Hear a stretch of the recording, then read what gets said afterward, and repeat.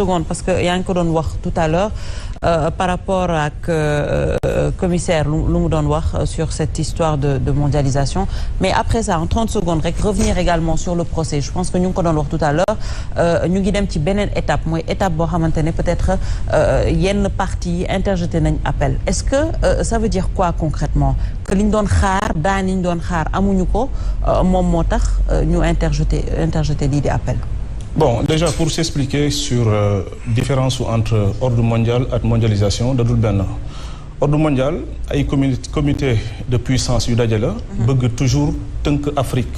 maanaam c'est une nouvelle mode de nous coloniser en fait maanaam diriger suñu président yi ba pare dugal ko ci suñu dëkk de sorte que tubaab bi dañuy continuer di am doole ci ñun di am droit ci ñun te loolu maanaam baaxul pour ñu ko comprendre mondialisation mooy maanaam ubbi sa dëkk ci yeneen dëkk yi effectivement mais ubbi sa dëkk dañu war a xam ne ubbi sa dëkk terewul la nga contrôler sa dëkk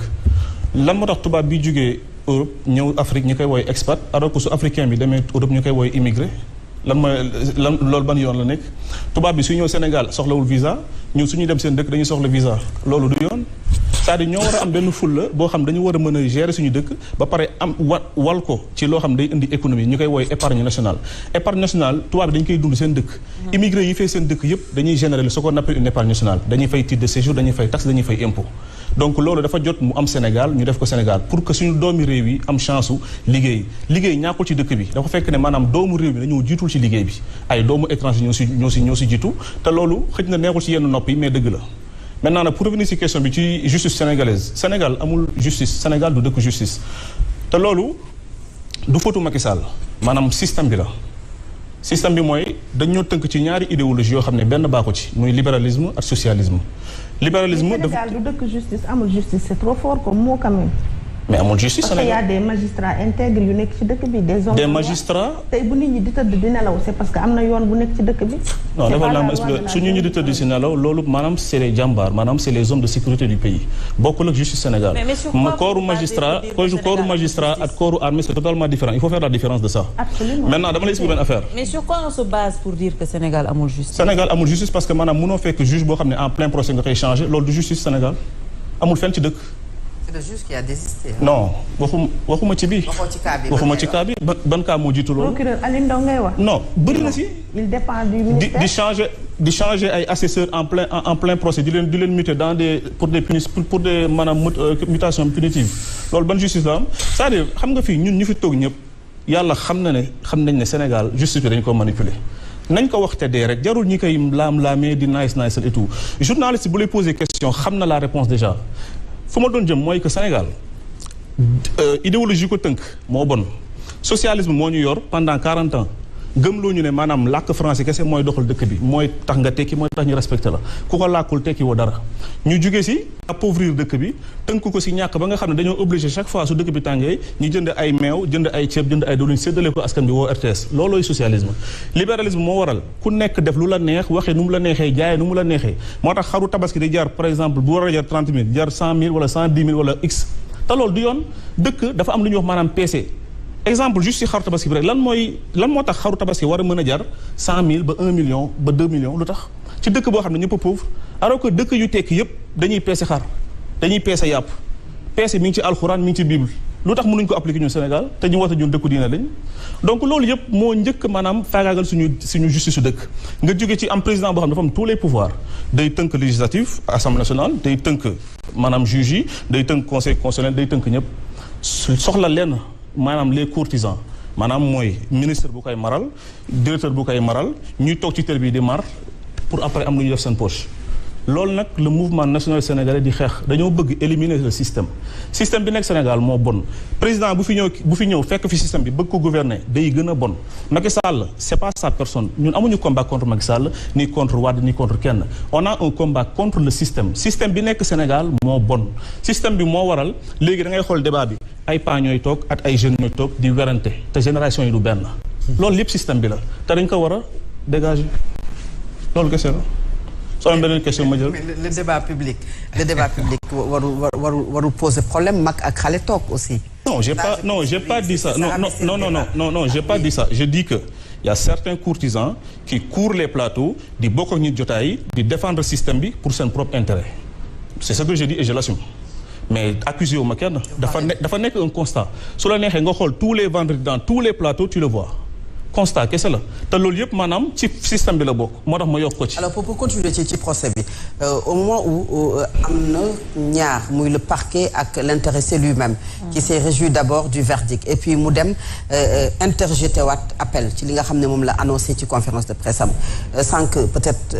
li ma doon wax commissaire Keita est-ce que jar na ko bien sûr politiquement puisque nga def appel yow loolu c'est l'ordre normal des choses dans une procédure quand même ci lu jëm ci wàllu yoon que dañ la tegal. ay pàcc yoo war a def war nga mën a def appel mais yow également est-ce que politiquement jaroon na ñuy indiwaat affaire bi jugé waat ko puisque joxe nañu verdict bu njëkk ba pare. non parce que dañoo bëgg juste dépouiller Ousmane Sonko xam nga seen verdict bi nii c'est juste politique en fait parce que avant Ousmane Sonko am na manne financière Kopar Express jox na ko presque 330 millions et tout léegi loolu léegi lañu bëgg a wàññi mais du leneen c'est juste cela maintenant nag.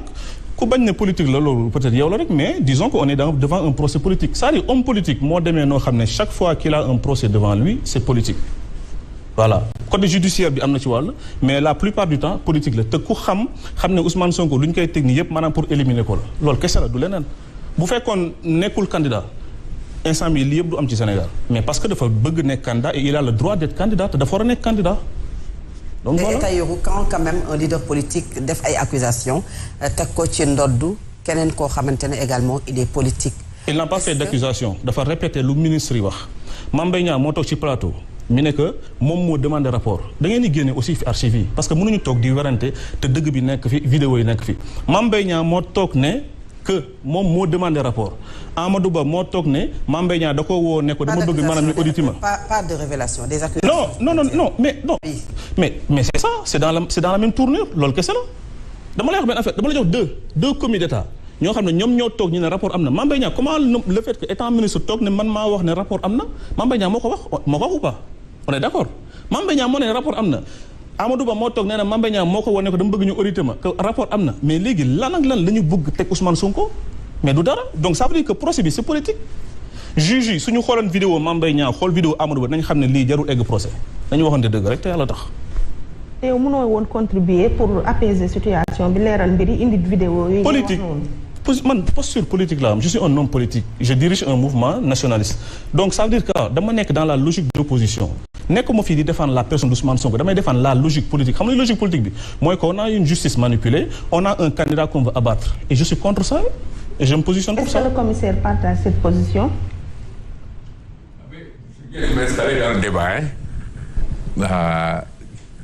j'aurais aimé que mu am niveau moo tax ma duggee fi ma duggee tout à l'heure su ñuy wax ci Sénégal pour que ñu jëriñ askan wi il faut ñu yëkkati sunu ay analyse parce que quelquefois nit dafay wax doo ko sax mën tontu pourquoi parce que ay clichés yu simple simpliste et su ñu demee ba ci biir tu te rends compte de ce que le motif c'est cela Sénégal la ñuy wax procès bii la ñuy wax man dama leen wax clair ni principe yi nan ko seet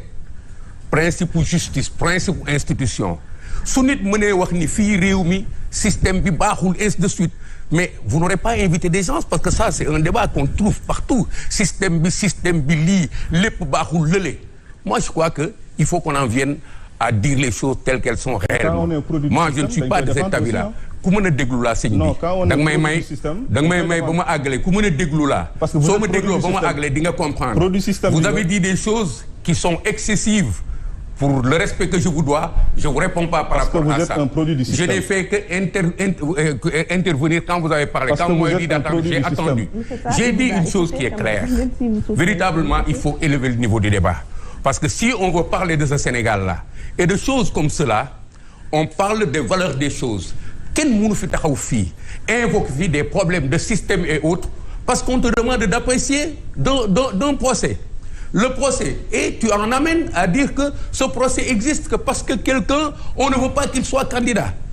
je vais pas rentrer dans ces considérations parce que ça court les rues pourquoi celui-là n'est pas candidat pourquoi celui-là il y a ce que les gens ont fait ici qui font tous les jours et qui leur retombent dessus nit ki fii kenn du fi yóbbu tribunal nit ci lu mu defut quel que soit avec le point de vue que les gens ont sur le système et sur la justice ñun ñëpp tribunal la ñu jëm te kenn du fi yóbbu mësu fee yóbbu nit tribunal ci li nga xam ni amuñu ci au plan du droit fu nga xam ne dañ koy téye mu nekk loolu Sénégal gi nag ou bien dañ koy téye fii ñu koy dunde ñun tey jii dund ko wax ak ñun ci Sénégal bu baax bu ñu bugg ou bien dañuy def ay projection ci Sénégal bi nga xam ne jotaguñ ci Sénégal boobu ñu jotagul nag mënuñu si dugg véritablement je crois que le procès de Mame Mbaye Niang et de Ousmane Sonko procès de faits sur lesquels tout le monde est d'accord ici loolu le tribunal du juger on parle de diffamation et les preuves que l'autre partie doit apporter c'est un rapport qu'on lui demande de présenter il ne l'a pas présenté sans état d'âme amuñu ci kii moo tooñ kële moo tooñ sans état d'âme nous disons indiwu ko et nous laissons aux juges le soin de faire est-ce que les juges maintenant baax nañu baaxuñu j'ai l'habitude de dire aux gens ku nekk si ñun fii muy man di sama moroom je suis commissaire de police de formation li tax ma wax leen tout à l'heure je n'avance pas c'est parce que j'ai beaucoup de respect pour les juges comme j'ai du respect pour moi comme j'ai du respect pour lui pour quelqu'un d'autre danoo juddoondee ci benn ay koñ màggandoo ci ay koñ jàngandoo daara on se connaît tous ici dans ce pays ñii jaar fii ñii jaar fii ñii jaar fii ñi am chance nekk ci élite bi ñëpp ñoo bokk koñ yi ñu génn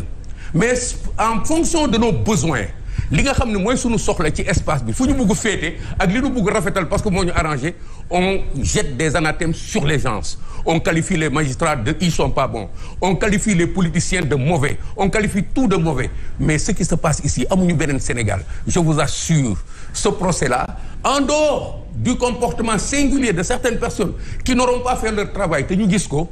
mais la justice s'est comportée normalement la preuve loolu tax mu am appel parce que juge bi joxe na verdict nit ñi am nañ ci point de vue te loolu la leen yoon jox procureur am na ci point de vue c'est son rôle mais qui porte plainte am na ci point de vue c'est son rôle ki ñu condamné am na ci point de vue donc la justice continue de marcher si on veut l'arrêter maintenant sur nos points de vue subjectifs là et consorts et partisans on s'en sort pas et vous n'aurez pas un plateau comme vous l'aurez voulu parce que plateau bi xëccante la ay xu dóorante waaw sànq bi ngay door da nga wax ne beaucoup de personnes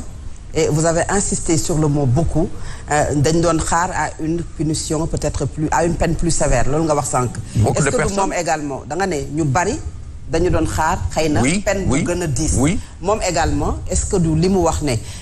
c'était peut-être pour ñàkk ko permettre mu nekk candidat beaucoup de personnes également ñu ngi doon xalaat loolu mooy avis ñenn ci Sénégalais yi jàpp ne procès bi li tax mu am cette tournure c'est pour quand même empêcher à un candidat de se présenter à la présidentielle. Ouais, mais ça vous l'avez dit j'ai dit beaucoup de personnes kooku ñun les spectateurs et les acteurs intéressés. Il a analysé les spectateurs ñiy seetaan ak les acteurs intéressés bokkuñu ak xolu procès bi maintenant suñu dellusee ci loolu dans le fort intérieur qu'est-ce qui fait que forcément ñu war a régler procès bi en disant que kii dañ ko bëgg condamner alors que dañ ko bëgg condamner amul valeur juridique loolu kenn du ko traité ci yoon li ñuy traité ci yoon infraction la ak procédure mooy nit ku jalgati ak nu ngi koy yoonale boo wax ndax yoon dal na ci koom wala leneen soo ma laajee loolu léegi dama naan man nan laa la koy traité la ba delloo la ka les politiciens maintenant feneen ils peuvent avoir envie que kii du nekk candidat ça c'est une autre question comment ils vont se débrouiller pour que kii du nekk candidat si le procès est biaisé de sorte que de manière flagrante ñu gis ni loolu la ça veut dire que ñu dem ba kii deful dara mais dañ ko bëgg tëj à ce moment je serai d'accord mais dans ce procès-là quel que soit ce que les gens diront ak lu ñu mënti bëgg mais celui-là on lui reproche des faits ñun ñëpp gis nañu mu taxaw ni Mame Mbaye Niang yow kat yaa def nii est-ce que waroon na ko wax waru ko wax Mame Mbaye Niang porté na ko plainte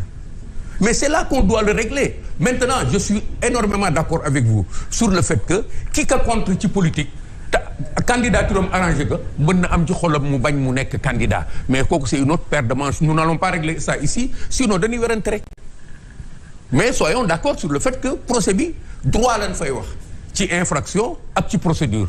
infraction lan la def procédure nan la ñu yoonale ba àtte ka ci politique nag léegi am na nag ay way dama bëgg mu nekk candidat wala dama bañ mu nekk candidat ñi bëgg mu nekk candidat ils n'accepteront jamais que ce procès est ordinaire que c'est de la loi c'est du droit ils diront toujours way dañ ko bëgg tere mais ñi bañ mu nekk candidat s'ils ont l'occasion de l'empêcher d'être candidat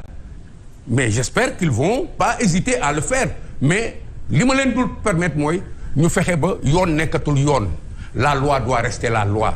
Et dans cette histoire-là, jusqu'à présent, j'ai vu des infractions et une procédure. J'ai vu des juges s'activer et aujourd'hui, on en est à la phase des prolongations, comme vous dites. Donc, nous sommes je crois. Alors, Tahirou, tout à l'heure, vous avez soutenu que peut-être Sénégal